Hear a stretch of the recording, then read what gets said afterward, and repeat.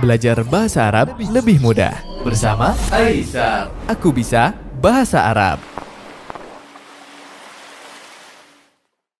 Bismillah. Innal hamdalillah nahmaduhu wa nasta'inuhu wa nastaghfiruh wa na'udzu billahi min shururi anfusina wa min sayyiati a'malina. May yahdihillahu fala mudhillalah wa may yudlil fala hadiyalah. Ashhadu an la ilaha illallah wahdahu la syarikalah wa ashhadu anna Muhammadan abduhu wa rasuluh. Amma ba'd. Ikhwani wa akhwati fillah rahimani wa rahimakumullah.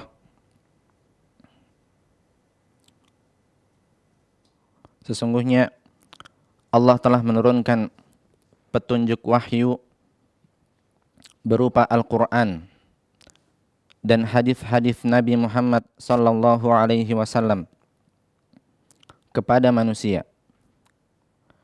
Dengan petunjuk ini menjadi jelas segala perkara, menjadi sempurna segala kebaikan. Jelas bagi manusia apa saja yang dapat membawanya kepada kebaikan-kebaikan.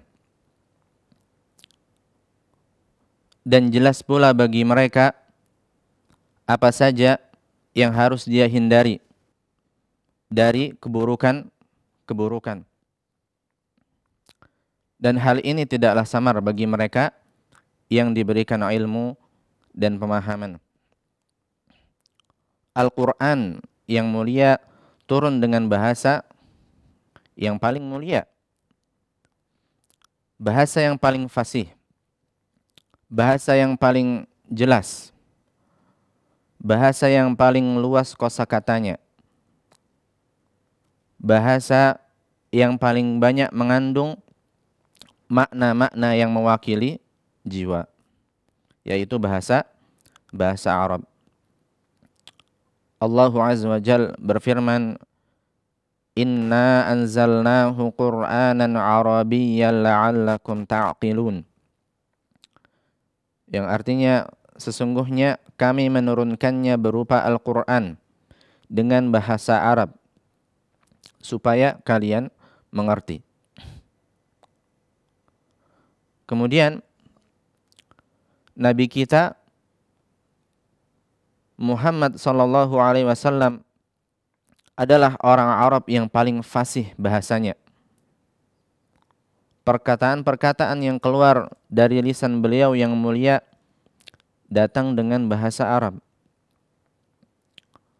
Perkataan-perkataan yang dengannya Nabi kita sallallahu alaihi wasallam telah mendidik generasi paling terbaik dari umat ini. Generasi yang paling faham terhadap syariat Allah dan generasi yang paling baik amal-amalnya, yaitu generasi para sahabat radhiyallahu anhum ajma'in. Maka sebuah kerugian bagi kita seorang mukmin yang enggan mempelajari bahasa Arab.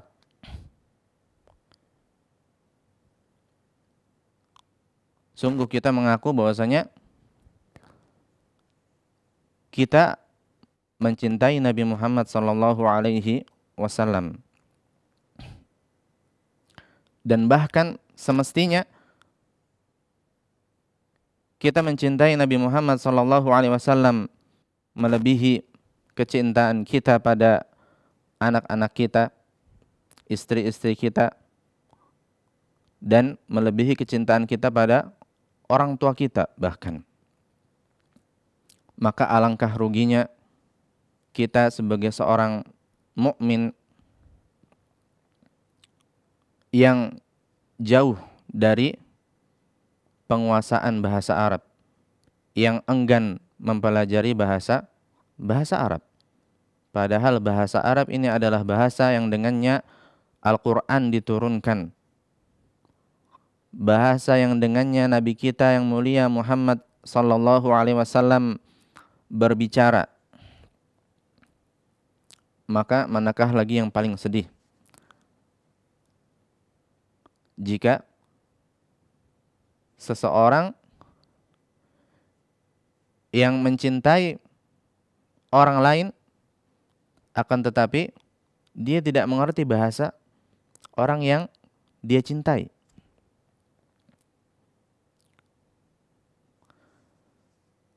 Maka ikhwani wa akhwati fillah rahimani wa rahimakumullah, jika ada pertanyaan sepenting apa kita mempelajari bahasa Arab ini, maka kita jawab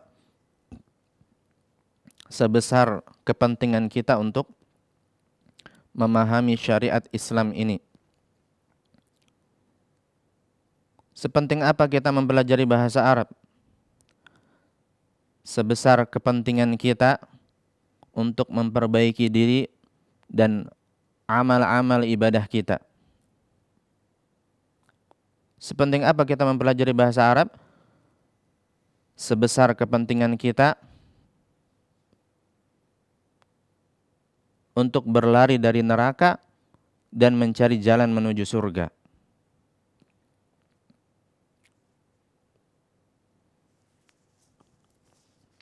Taib, ikhwani fillah rahimani wa rahimakumullah. Walhamdulillah, dengan pertolongan Allah kita sudah menyelesaikan kitab Durusul Lughah li ghairi natiqina biha jilid yang pertama. Dan dimulai dari pertemuan kita pada malam hari ini kita akan mulai masuk kepada kitab Durusul Lughah di jilid yang kedua. Kan tetapi untuk mengawali pembelajaran kita di jilid 2 ini,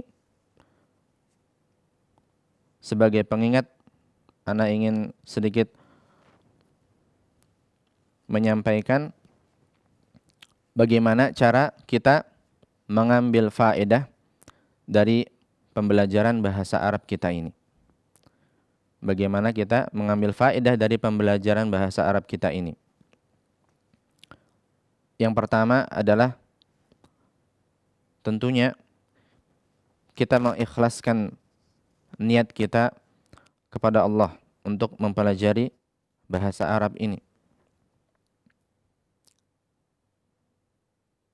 Kita niatkan untuk mengangkat kebodohan dari diri kita, sehingga semakin baik pemahaman kita terhadap bahasa Arab, tentunya akan menjadikan pemahaman kita terhadap syariat Islam ini dengan semakin baik. Dan kita juga meminta pertolongan kepada Allah yang memberikan ilmu kepada siapa yang Dia kehendaki. Karena kalau Allah tidak berkehendak, maka secerdas apapun seseorang, sekuat apapun usahanya untuk belajar, jika Allah tidak berkehendak, maka nggak akan mendapat. Dia nggak akan mendapatkan ilmu tersebut. Sebaliknya, jika Allah berkehendak, seorang hamba diberikan ilmu kepadanya dengan usahanya, yang meskipun usahanya tidak terlalu hebat, akan tetapi karena ikhlasnya niat, doa-doa seorang tersebut, maka Allah dengan mudahnya memberikan ilmu dan pemahaman kepadanya. Nah, kemudian yang kedua, bagaimana kita mengambil faedah dari pembelajaran kita ini? Yang kedua adalah kita memberikan prioritas perhatian kepada pembelajaran bahasa Arab ini. Nah, kita memberikan apa? Prioritas perhatian kepada pembelajaran bahasa Arab kita ini. Karena betapa banyak pelajaran-pelajaran online. Di pertemuan yang pertama mungkin pendatangnya begitu banyak. Namun seiring dengan berjalannya waktu, ada 1001 macam alasan yang menjadikan dia absen dari pelajaran. Dan kebanyakan hal ini bermula dari apa? Dari prioritas. Jika kita tidak mengetahui nilai dari sesuatu, maka tentu saja kita tidak akan memprioritaskannya. Jika kita tidak mengetahui nilai dari sesuatu, maka tentu saja kita nggak akan memprioritaskannya. Karena itu, sangat penting sekali bagi kita, pembelajar pemula, untuk benar-benar memahami nilai keutamaan mempelajari bahasa Arab, mempelajari ilmu syar'i.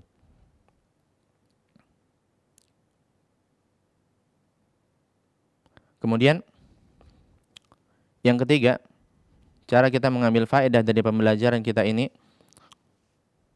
adalah mempersiapkan pelajaran dan siap sebelum waktu belajar. Mempersiapkan pembelajaran dan siap sebelum waktu belajar. Mempersiapkan pelajaran tentu saja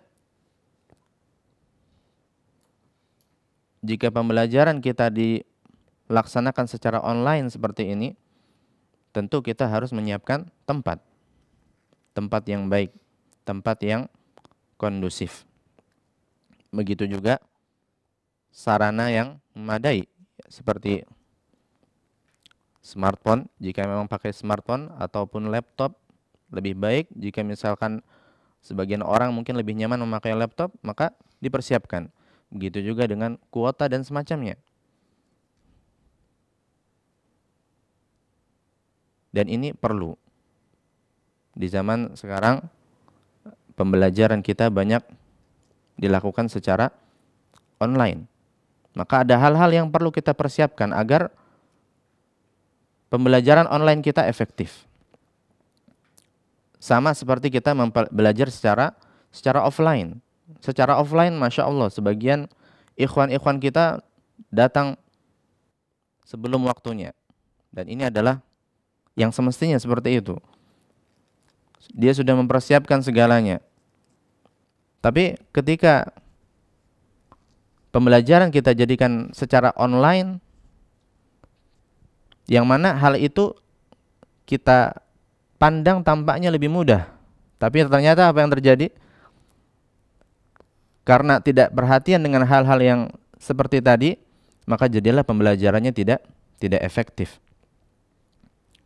Nah, padahal insya Allah dengan cara yang tepat kita dapat mengambil faedah dari pembelajaran kita secara online ini sama dengan pembelajaran kita secara offline. Kemudian yang keempat, di antara hal yang perlu Anda sampaikan di sini, bagaimana kita mengambil faedah dari pelajaran kita, mencatat ilmu yang didapat, mengikat ilmu. Dan mencatat ilmu ini kita bisa lakukan di buku panduan, dan ini enggak mengapa insya Allah,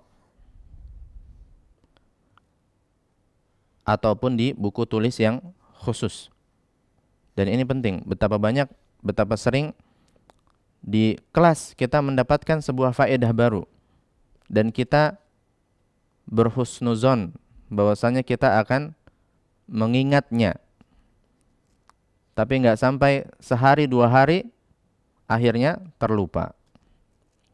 Maka ilmu-ilmu dan faedah-faedah tambahan yang mendukung pemahaman Hal-hal seperti ini perlu untuk dicatat. Maka siapkan kitab, panduan, siapkan buku tulis, alat tulis. Ini senjatanya kita untuk belajar. Kemudian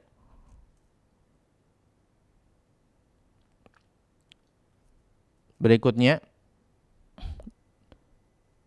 di antara cara bagaimana kita mengambil faedah dengan maksimal dari pembelajaran kita adalah mengerjakan latihan-latihan yang ada di dalam kitab sebelum kita bahas. Dan ini diusahakan semaksimal mungkin. Bagi yang sudah pernah belajar ataupun sudah memiliki buku panduan Durusul Lughah ini, sebagaimana kita tahu, di sana ada latihan-latihan. Dan ini banyak porsinya.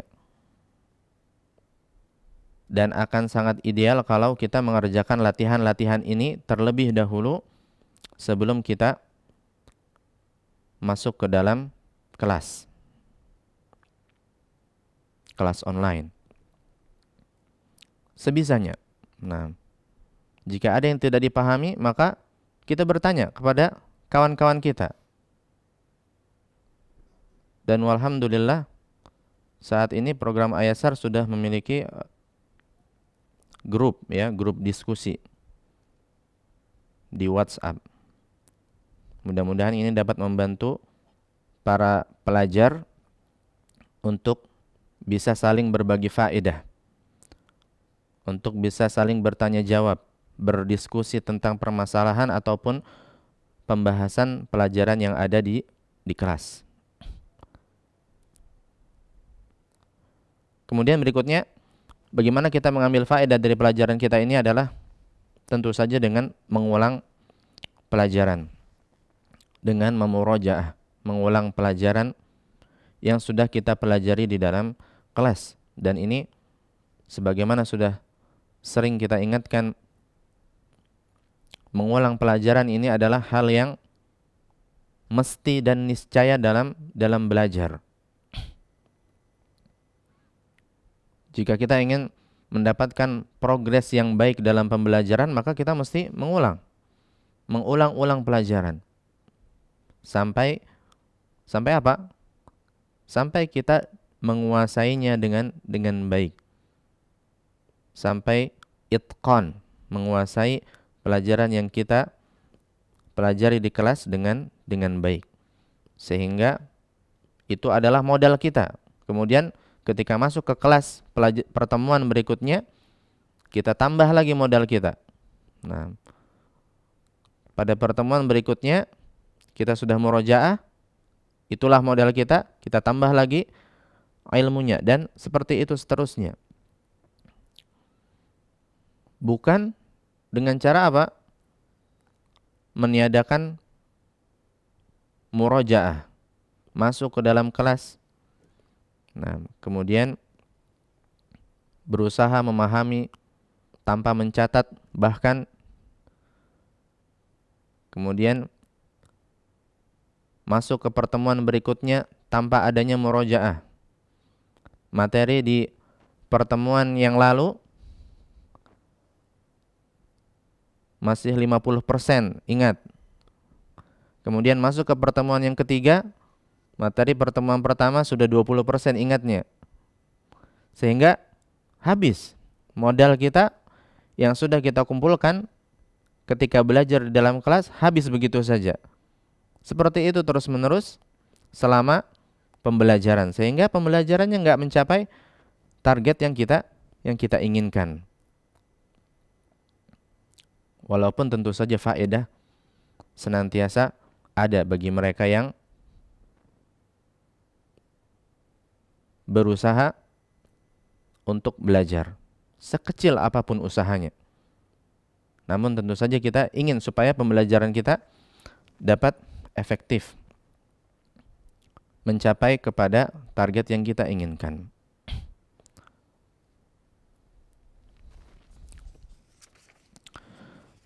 Taib. Ikhwani fillah rahimani wa rahimakumullah. sebelum kita mengawali pembelajaran kita di jilid yang kedua, ana akan memulainya dengan materi-materi pembuka yang kita berharap dengan materi pembuka ini dapat memudahkan pemahaman kita pada pelajaran-pelajaran yang akan kita bahas nanti insyaallah. Nah, kita akan memulai pembelajaran kita dari tema jenis-jenis keadaan akhir sebuah kata. Jenis-jenis keadaan akhir sebuah kata. Sebagaimana kita sudah pelajari di jilid yang pertama, kita dapati bahwasanya keadaan akhir sebuah kata terkadang dia diakhiri dengan harokat fathah, terkadang diakhiri dengan kasroh, dhammah, dan terkadang satu kata tersebut yang sama keadaan akhirnya berubah-ubah, dan sebagian yang lain keadaan akhirnya tetap sama seperti itu. Nah, maka ini sedikit kita berikan penjabaran sebagai awalan. Mudah-mudahan dengan penjabaran ini kita dapat memudahkan pembahasan, memahami pembahasan kita di pertemuan-pertemuan selanjutnya. Jenis-jenis keadaan akhir sebuah kata kita bagi menjadi dua. Yang pertama adalah al-bina. Kita coba masuk ke al-bina. Taib. Ini adalah peta pikiran, ya. Kalau kita mau baca, maka kita perlu baca dari tema besar dulu di tengah-tengah, baru kemudian berlanjut ke cabang-cabang setelahnya. Nah, insyaallah dengan seiring berjalannya waktu akan mudah memahami. Mungkin di awal-awal masih agak bingung. Ini bagaimana kita bacanya, dari mana, bagaimana memahaminya. Nah, ini adalah apa yang kita namakan dengan peta pikiran. Kita mulai pembahasan utamanya dari tengah, baru kemudian berlanjut ke cabang berikutnya. Cabang berikutnya pun memiliki hubungan dengan cabang berikutnya dan seterusnya seperti itu. Mudah-mudahan berjalannya waktu nanti kita akan banyak memakai ini. Insyaallah lama-lama kita akan fahami. Nah, jenis-jenis keadaan akhir sebuah kata yang pertama adalah al-bina.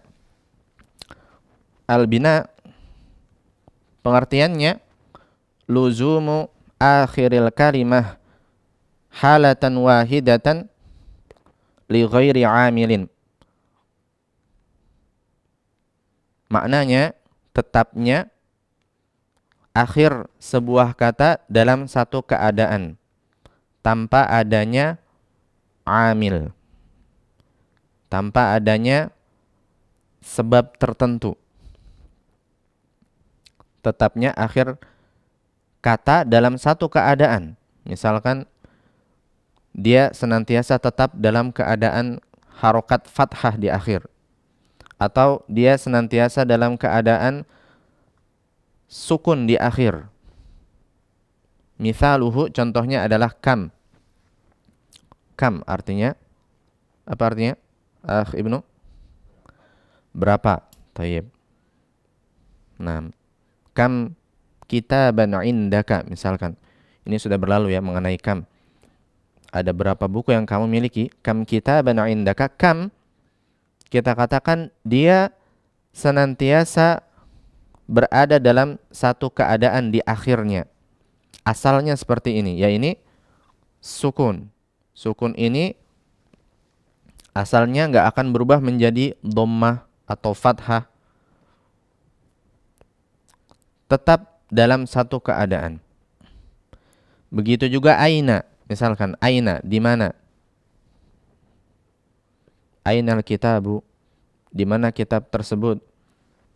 Aina juga dia termasuk sebuah kata yang berada dalam keadaan al-bina. Dan dia tetapnya dia adalah di atas fathah di akhirnya. Tetapnya dia adalah di atas harokat fathah. Tidak akan berubah menjadi ainu atau aini. Seperti ini. Begitu juga misalkan domir kata ganti anti misalkan, yang artinya kamu perempuan.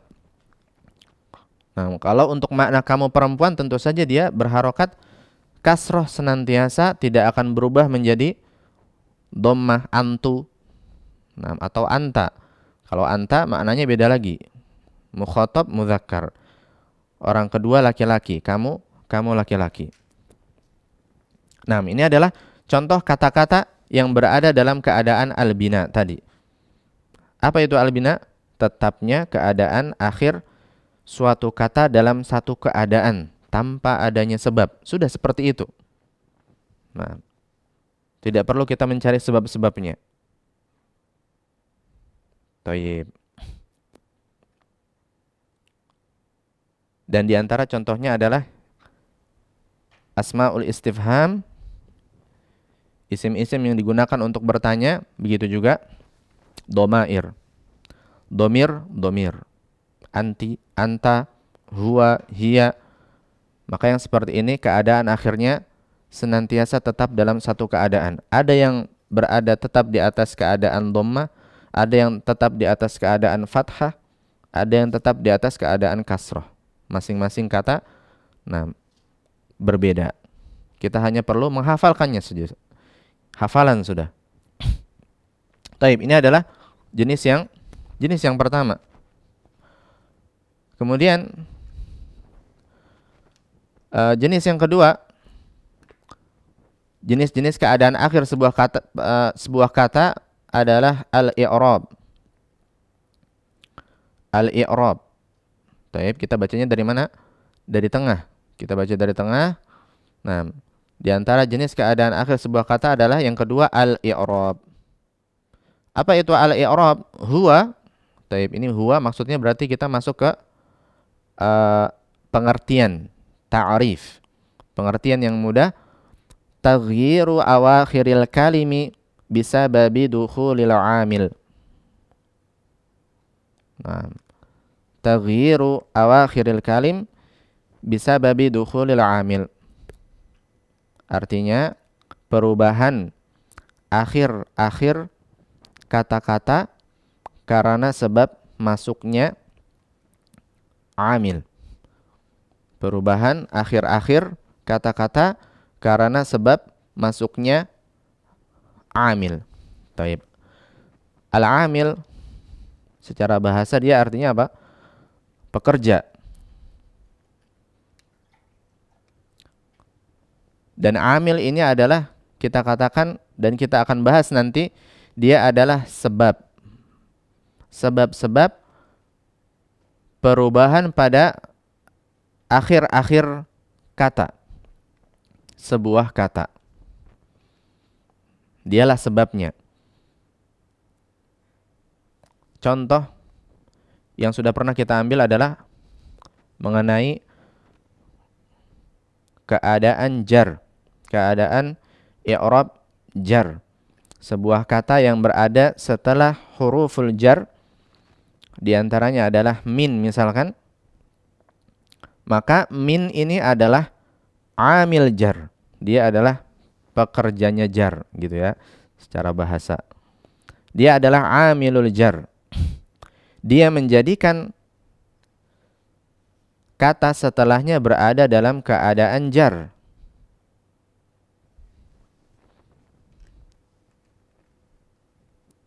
Contohnya di sini misalkan marartu bi Zaidin. Marartu bi Zaidin artinya saya melewati Zaid. Saya melewati Zaid. Zaid yakni seorang yang bernama Zaid. Kita lihat di sini ada harful jar. Dan harful jar ini adalah amil jar, pekerjanya jar ya.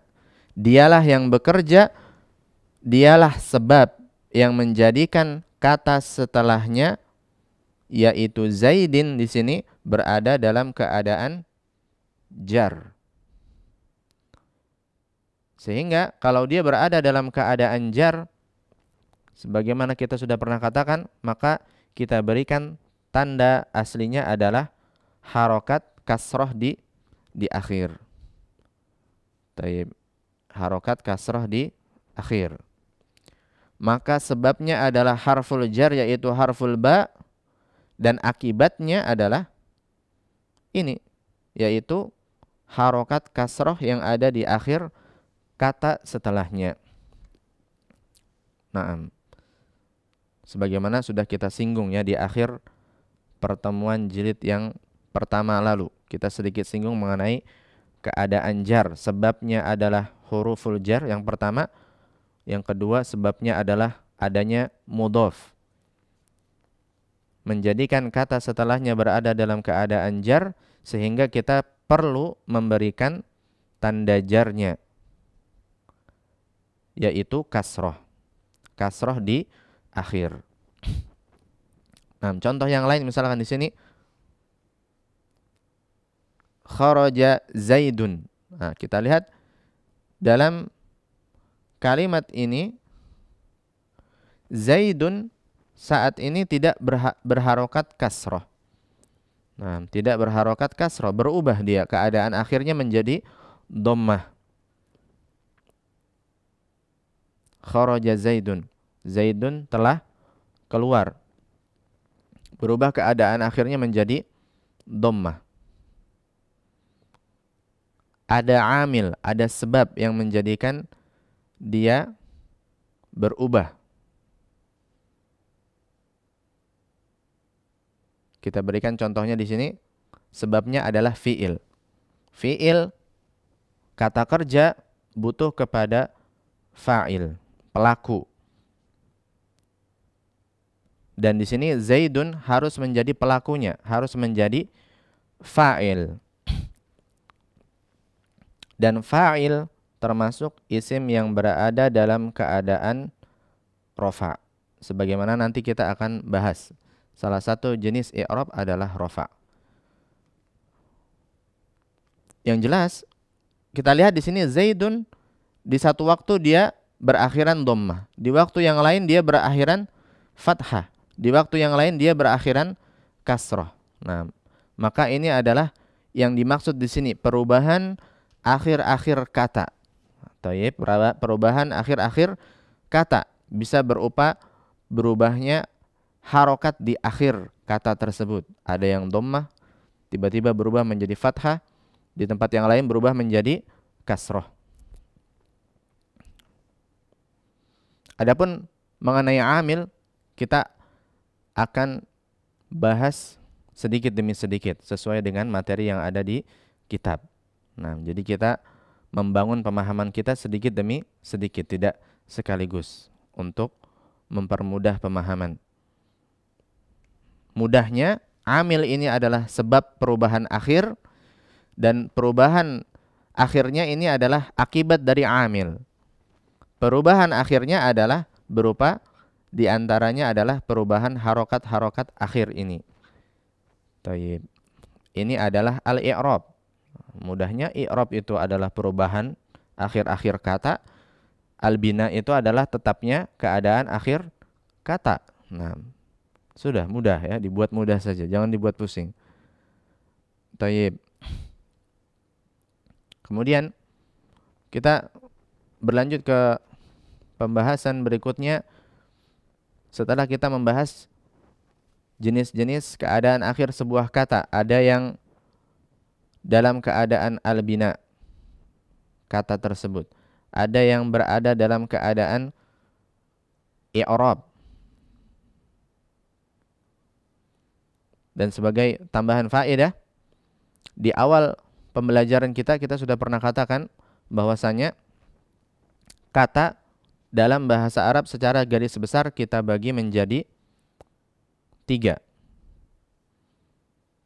Yang pertama adalah isim.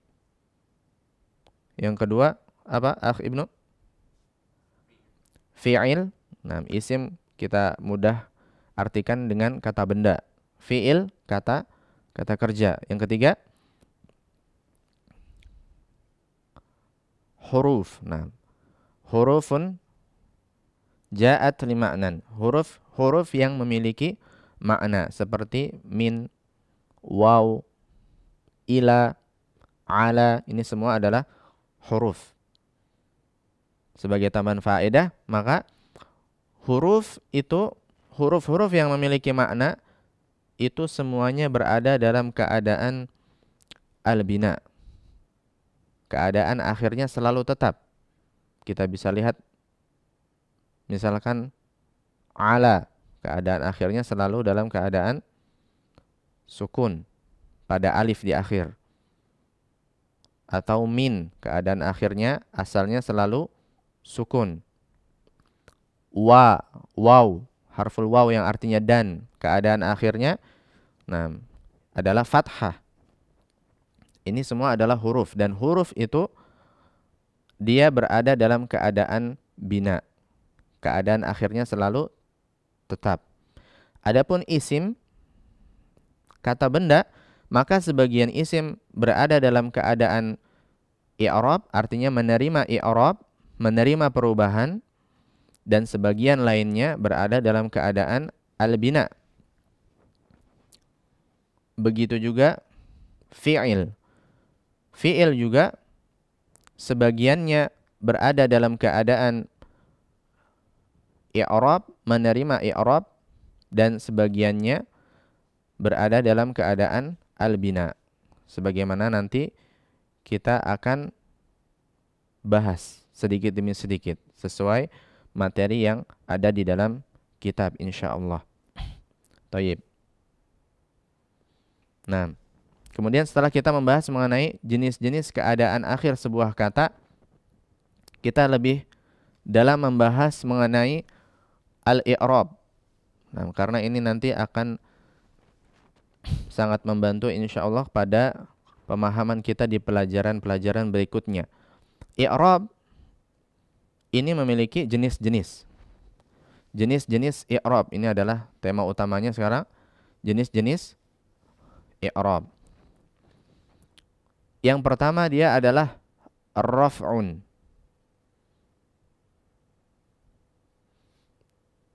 Atau kita coba mulai dari jar, karena kita sudah sempat mengatakan di pertemuan yang lalu mengenai jar ya, di akhir jilid pertama. Yang pertama adalah jar misalkan. Thayyib. Jenis i'rab, jenis perubahan akhir yang pertama adalah apa yang kita namakan dengan jar atau khafdun. Nah, sebagian juga menamakannya dengan khafad, khafdun, sebagian menamakan dengan jar. Dan jar, kapan saja sebuah kata berada dalam keadaan jar, maka asalnya kita memberikan tanda di akhir kata tersebut, yaitu berupa apa? Kasroh. Nah, ini maksudnya kasroh ya. Kasroh di akhir katanya. Contoh misalkan, mithlu zahabtu ilal masjidi. Saya pergi ke masjid. Taib. Kita lihat di sini kita menemukan ila, dan ila termasuk harful jar. Dia adalah amil jar. Dialah sebab yang menjadikan kata setelahnya berada dalam keadaan jar. Nah, dan kata yang berada dalam keadaan jar nanti kita akan sebut apa? Majrur. Kita akan sebut sebagai majrur. Kata yang berada dalam keadaan jar adalah majrurun. Jar ini i'rabnya, kata yang berada dalam keadaan jar kita sebut majrur. Ismun majrur di sini. Dan karena dia berada dalam keadaan jar, karena sebab harful jar yaitu ila, maka kita perlu memberikan tanda jarnya. Dan tanda asli jarnya adalah dengan kasroh di akhirnya. Sehingga kita baca zahabtu ilal masjidi. Kalau kita baca zahabtu ilal masjida, kita katakan salah. Kalau kita baca dhahabtu ilal masjidu, kita katakan juga salah. Kenapa? Karena al-masjid berada dalam keadaan jar, sehingga kita perlu memberikan tanda jarnya, yaitu tanda aslinya adalah kasroh di akhir kata tersebut. Nah, dhahabtu ilal masjidi, ini yang benar. Taib, ini adalah jenis i'rab yang pertama. Jenis i'rab yang kedua, kita berlanjut ke rofa. Apa yang dinamakan dengan rofa? Dan tanda asli untuk rofa adalah dhammah. Dalam kalimat ini, Zaidun berada dalam keadaan rofa. Kenapa dalam keadaan rofa? Kita sebutkan tadi, singgung bahwasanya amilnya adalah fi'il. Inilah amilnya. Dialah amil rofa'nya. Dialah amil rofa'. Kenapa kita katakan dialah amilnya? Karena fi'il butuh kepada fa'il. Dan yang harus menjadi fa'il di sini adalah Zaidun. Nggak ada lagi yang lain. Dan fa'il termasuk kepada isim yang berada dalam keadaan rofa. Dan ini hafalan ya. Nah, kita ingat-ingat aja, fa'il itu dalam keadaan rofa. Kapan saja sebuah kata berada dalam posisi sebagai fa'il, maka dia berada dalam keadaan rofa. Taib. Sehingga ketika dia berada dalam keadaan rofa, kita perlu memberikan tanda asli rofa. Dan tanda asli rofa, apa dia? Dhammah. Nah, ya ini dhammah di akhir. Taib. Zaidun tadi adalah fa'il, pelaku dia, pelaku dari kata kerja. Kharaja Zaidun. Zaidun telah keluar. Siapa yang keluar? Zaidun. Dialah pelakunya. Dialah fa'il. Dan fa'il, ini kita hafalkan dulu. Fa'il termasuk isim-isim yang berada dalam keadaan rofa.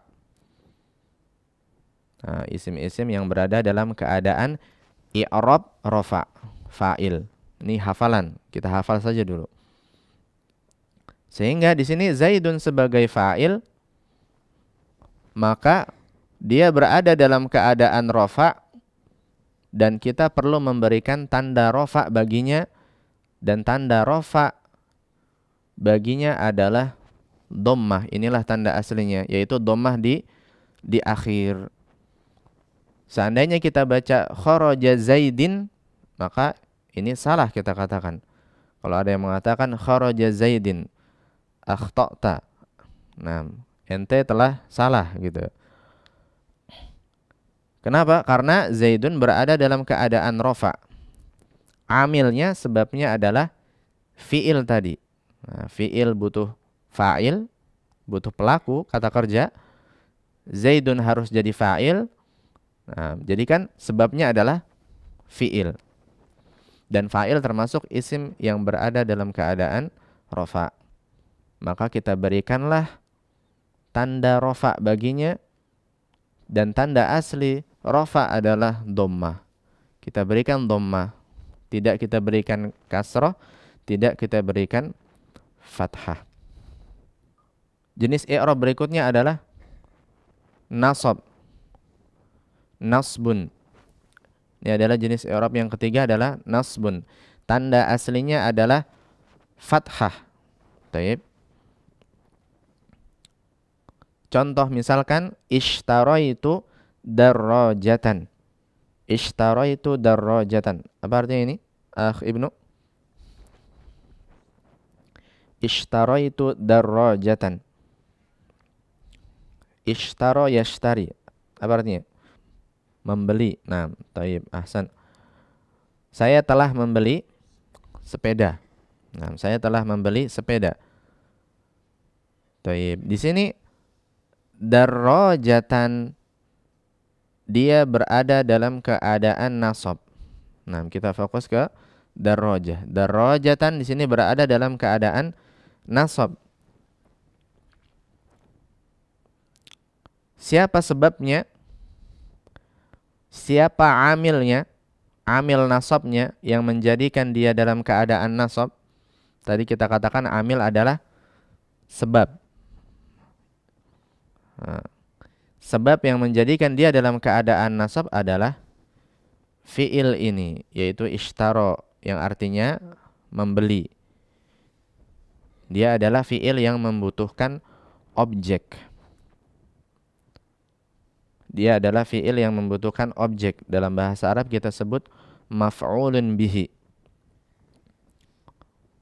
Dan di sini darrajah harus menjadi maf'ulun bihnya. Harus menjadi apa? Objeknya. Nggak ada lagi yang lain yang bisa menjadi objek. Nah, nggak mungkin artinya sepeda membeli saya. Yang benar, saya telah membeli sepeda. Darrajah harus menjadi objek atau maf'ulun bihi. Kemudian ini kita hafalkan lagi, maf'ulun bihi termasuk kepada isim yang berada dalam keadaan nasab. Taib, ini perlu dicatat ya. Ini sebagai contoh karena ini belum ada di kitab. Nah, mudah-mudahan tidak terlalu sulit. Kalau sulit nanti bisa bertanya. Nah, taib. Darrajatan sekarang dia berposisi sebagai objek di dalam kalimat, atau dalam bahasa Arab maf'ulun bihi. Dan maf'ulun bihi termasuk ke dalam isim yang berada dalam keadaan nasab. Sehingga kalau dia berada dalam keadaan nasab, kita namakan katanya mansubun. Kalau tadi rafa, kata yang berada dalam keadaan rafa kita namakan marfu. Kata yang berada dalam keadaan nasab kita namakan mansubun. Ini katanya yang berada dalam keadaan nasab kita namakan mansub. Darrajah di sini mansub, dia berada dalam keadaan nasab. Maka kita perlu memberikan tanda nasab untuk darrajah, dan tanda nasab untuk darrajah adalah tanda asli, yaitu fathah di akhir. Sehingga kita baca ishtaraitu darrajatan.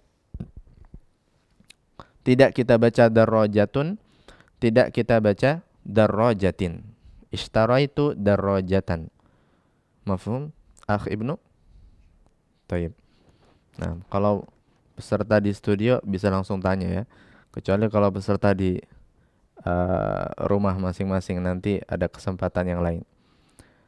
Nah, kemudian jenis i'rab yang keempat adalah jazmun. Jenis i'rab yang keempat, nah ini kita namakan jazmun. Jazm. Dan jazm ini tanda aslinya adalah sukun. Jazm tanda aslinya adalah sukun. Keadaan sukun di akhir kata. Ini adalah tanda asli dari jazm. Kata yang berada dalam keadaan jazm kita sebut majzumun. Dan dia pastilah fi'il. Karena jazm ini hanya masuk kepada fi'il, tidak masuk ke isim. Sebagaimana jar juga hanya masuk kepada isim, tidak masuk kepada fi'il. Al-masjid ini isim, bukan fi'il. Tidak mungkin fi'il berada dalam keadaan jar. Begitu juga tidak mungkin isim ada yang berada dalam keadaan jazm. Karena jazm hanya masuk kepada fi'il saja. Nah, dan jazm kita belum berikan contohnya karena kita belum dapati contohnya di dalam kitab. Nah, kita akan menunggu sampai ya ada materi contohnya insyaallah di dalam kitab. Jadi kita mengambil secara umum yang sudah ada contohnya adalah apa yang sudah kita dapati di dalam kitab, yaitu rafa, nasab, dan jar. Nah, jenis i'rab yang keempat jazm, nanti kita akan tunggu contohnya sesuai dengan materi yang ada di kitab.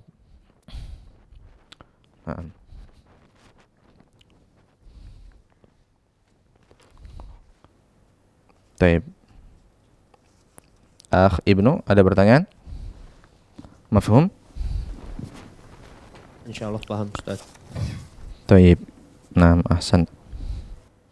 Sebelum kita berlanjut kepada materi yang ada di kitab, mungkin kita buka sesi pertanyaan berkaitan dengan materi yang baru saja kita berikan di papan tulis. Nah, berkaitan dengan materi yang baru saja di papan tulis, kita buka sesi pertanyaan, dan pertanyaan tentu saja tidak keluar dari materi yang kita jelaskan. Nah, pertanyaan tidak keluar dari materi yang kita jelaskan. Apa yang tadi Ana jelaskan, jika ada yang kurang difahami maka dapat ditanyakan. Nah, tafadhol Iqbal. Baik, nah Ustaz. Ikhwatal Islam, azanillah wa iyyakum. Kita masuk ke sesi tanya jawab. Silakan bagi antum yang ingin bertanya mengenai materi yang sedang dibahas dapat menghubungi line interaktif di 0228686267, dan kami juga mempersilahkan antum peserta Zoom untuk bertanya.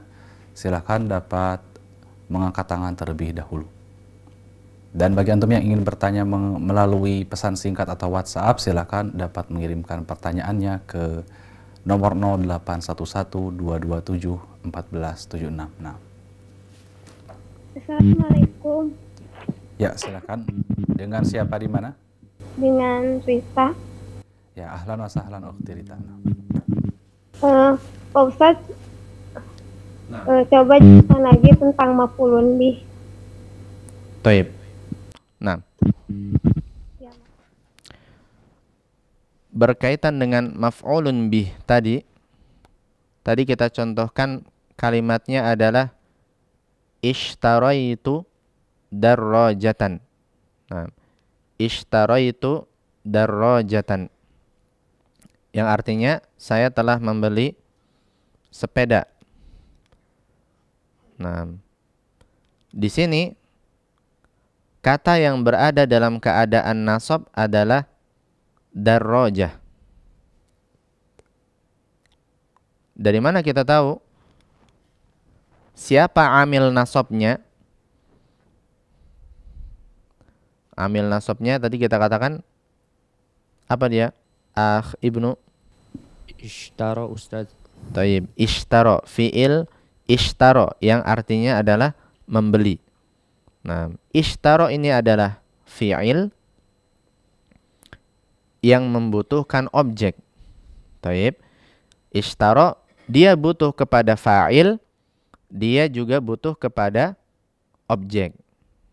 Nah, dan di sini yang harus berperan sebagai fa'il adalah dhamir ta. Ishtaraitu, saya telah membeli. Nah, yang harus berperan sebagai fa'il adalah dhamir ta di sini. Dan dhamir tadi kita singgung, dia termasuk kata yang berada dalam keadaan al-bina. Keadaan akhirnya selalu tetap, dan di sini kebetulan keadaan akhirnya adalah dhammah. Nah, dia selalu tetap di atas dhammah. Dhamir untuk mutakallim, orang yang berbicara, saya. Ishtaraitu. Nah, ini mengenai fa'il. Jadi kita tidak mengatakan dia dalam keadaan marfu, dalam keadaan rafa, karena dia sudah berada dalam keadaan al-bina. Kalau sudah dalam keadaan bina, maka dia tidak bisa diganggu dengan amil-amil i'rab. Nah, taib, ini sedikit tambahan saja. Kemudian yang menjadi maf'ul bihnya atau menjadi objeknya adalah mesti darrajah. Fi'il ishtara butuh kepada objek, dan objeknya di sini adalah darrajah. Sehingga darrajah di dalam kalimat berposisi sebagai objek, atau dalam bahasa Arab maf'ulun bihi. Dalam bahasa Arab dia adalah maf'ulun bihi posisinya. Dan maf'ulun bihi termasuk kepada isim-isim yang berada dalam keadaan nasab. Ini hafalan. Taib, ini dicatat dan dihafal. Nah, maf'ul bih itu isim yang berada dalam keadaan nasab. Sebagaimana tadi kita katakan, fa'il itu isim yang berada dalam keadaan rofa. Fa'il dalam keadaan rofa, sedangkan objek atau maf'ulun bihi berada dalam keadaan nasab. Ini hafalan saja. Sehingga ketika daraja berada dalam keadaan nasab, karena dia maf'ulun bihi, kita perlu memberikan tanda nasabnya. Dan tanda asli nasab adalah fathah. Sehingga kita baca ishtaraitu darrojatan. Tidak boleh kita baca darrojatin atau darrojatun di akhirnya. Tapi mesti kita baca darrojatan.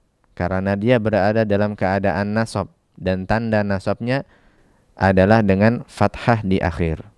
Nah. Taib, ini yang dimaksud Ukhti Rita, atau ada pertanyaan? Ustaz, berarti maf'ulun bih harus akhirnya nasab akhirnya dalam keadaan nasab gitu ya. Nah, maf'ulun bihi asalnya berada dalam keadaan nasab. Dan kalau dia berada dalam keadaan nasab, maka kita perlu memberikan tanda nasab. Nah, dia nasab nih, apa buktinya?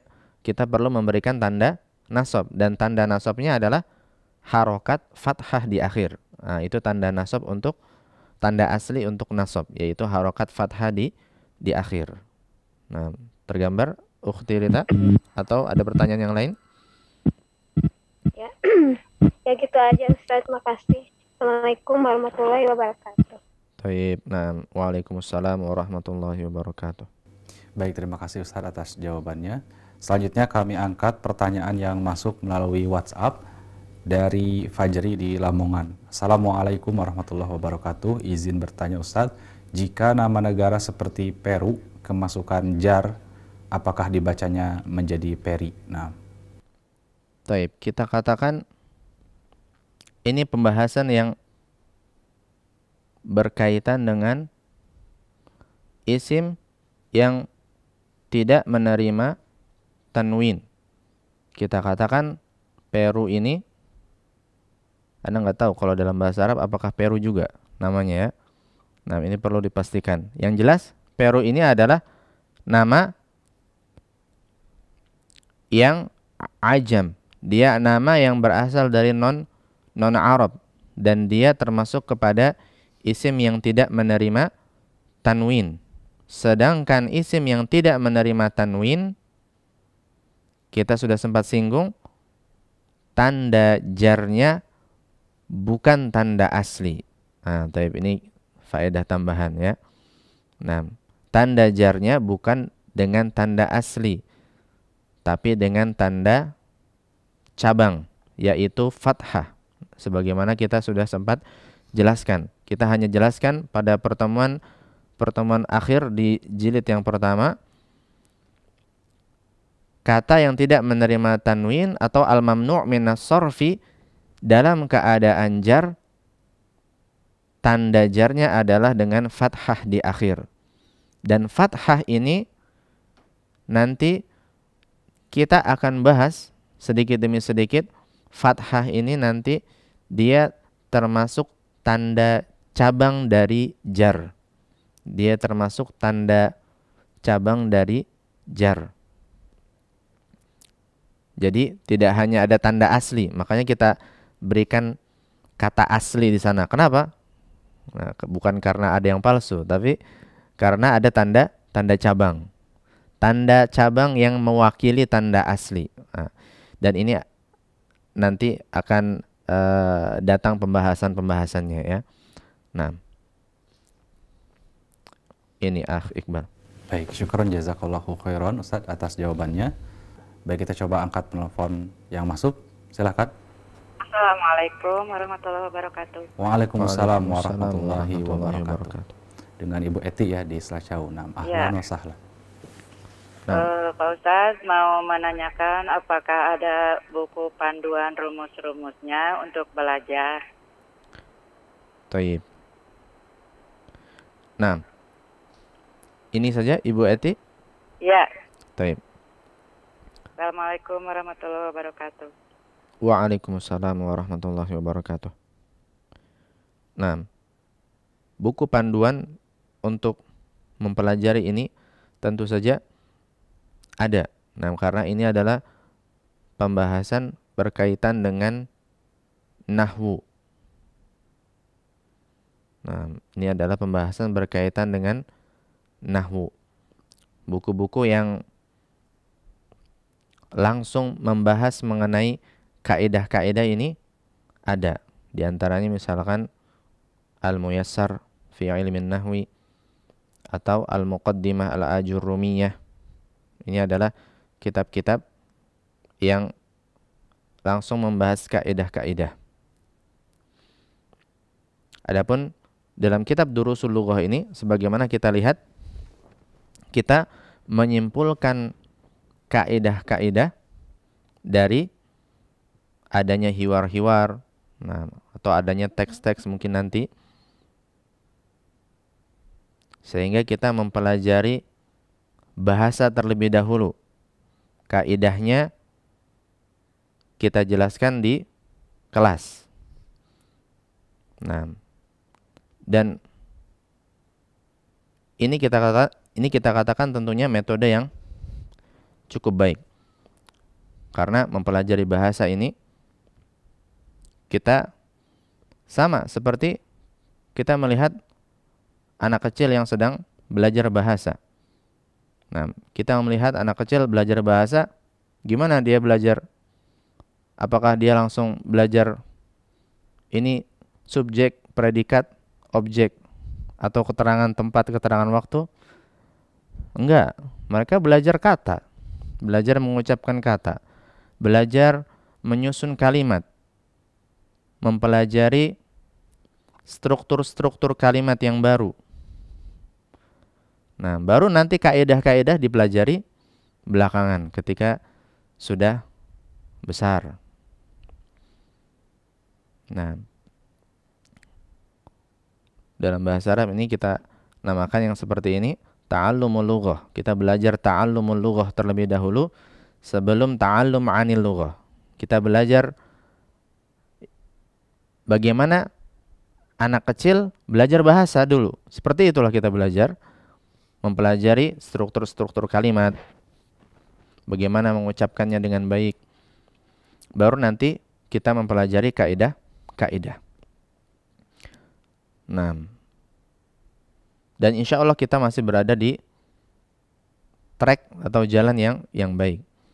Nah, adapun kalau apakah ada kitab-kitab yang membahas mengenai kaidah-kaidah tadi? Nah, ada. Contohnya misalkan tadi Al-Muyassar fi Ilmin Nahwi. Nah, ini cukup terkenal. Ataupun Al-Muqaddimah Al-Ajurrumiyah.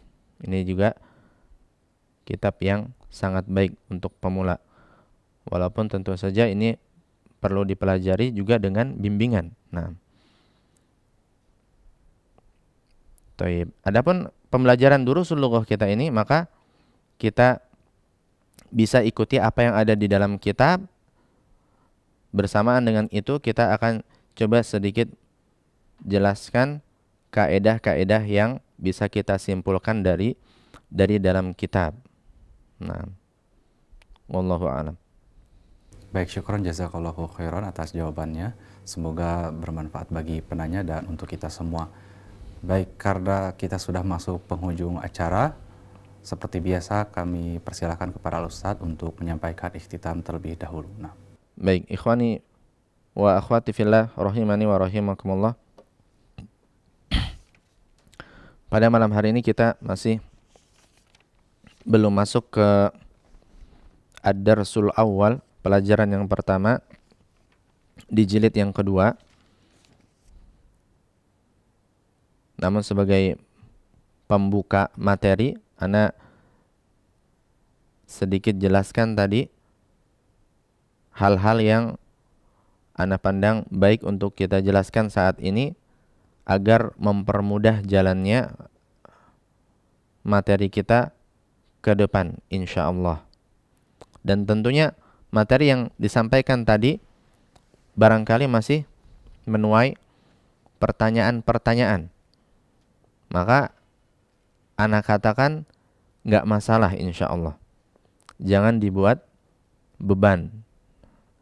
Karena hal yang seperti ini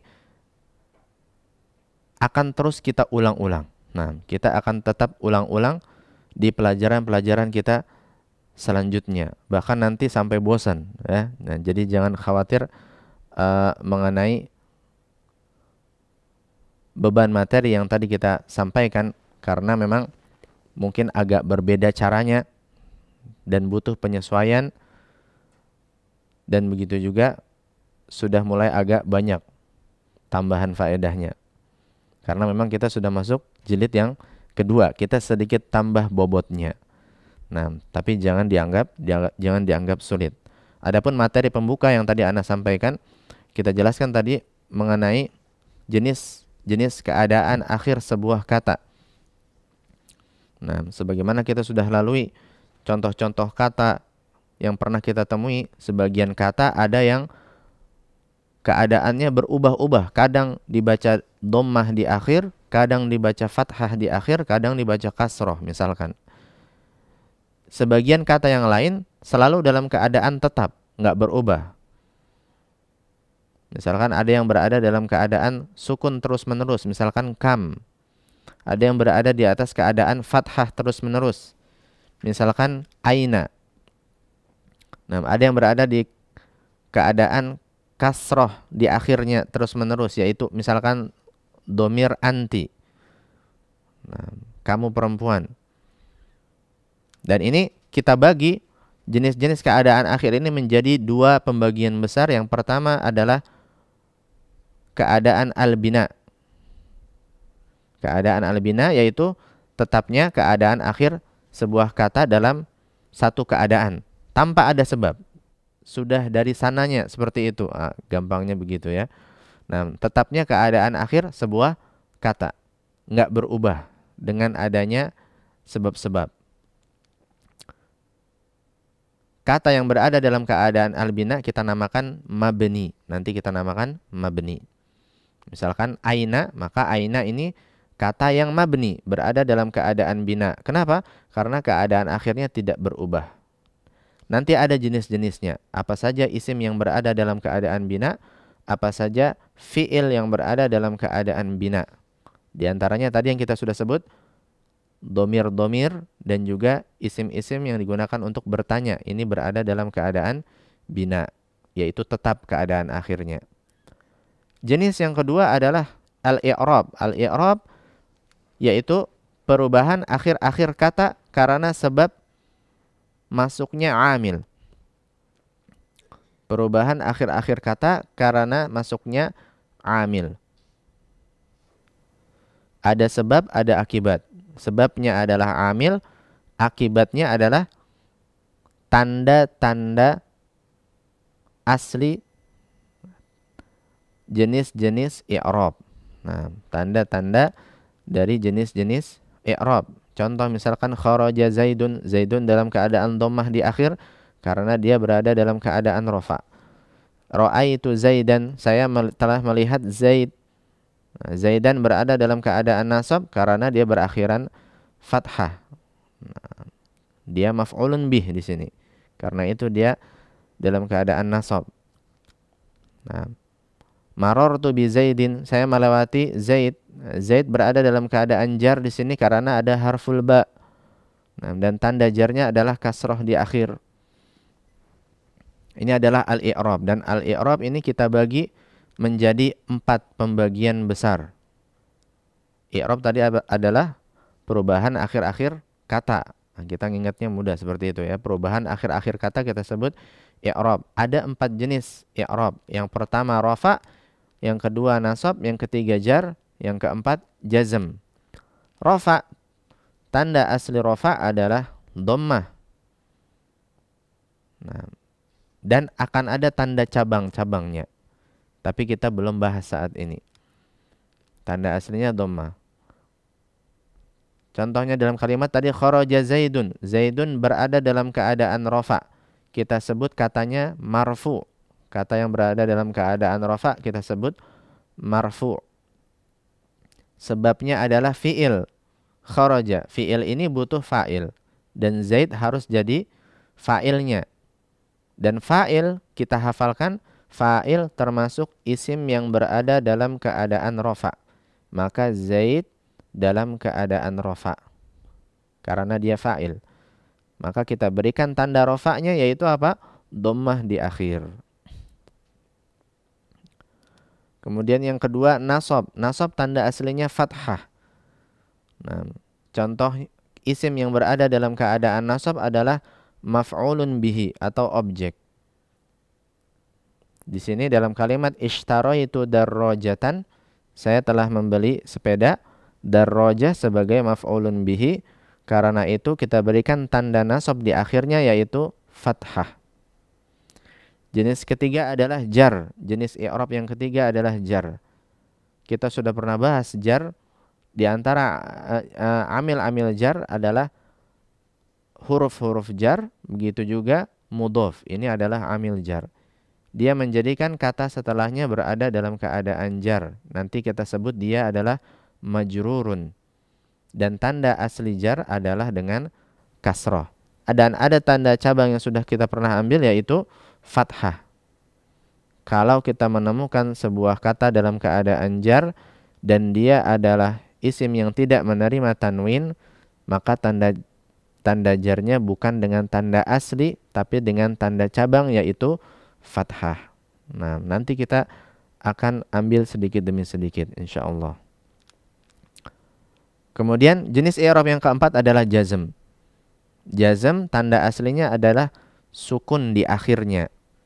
Jazm ini hanya masuk kepada fi'il. Dan dalam pelajaran kita belum memiliki contoh untuk fi'il yang berada dalam keadaan jazm. Jadi nanti ini akan kita tunda dulu contoh dan penjelasannya insyaallah. Nah, maka inti pembahasan pembuka tadi sebenarnya adalah jenis-jenis keadaan akhir sebuah kata dan jenis-jenis i'rab beserta tanda aslinya. Nah, begitu juga contoh-contohnya. Adapun nanti berkaitan dengan amil-amil, sebab-sebab yang menjadikan sebuah kata menjadi dalam keadaan rafa, nasab, jar atau jazm, maka ini akan kita ambil secara perlahan-lahan sesuai dengan materi yang kita temui dalam kitab Durusul Lughah insyaallah. Nah, barangkali ini yang bisa Ana sampaikan pada kesempatan malam hari ini. Mudah-mudahan bermanfaat. Hadza wa sallallahu ala nabiyyina Muhammadin wa ala alihi wa sahbihi wasallam.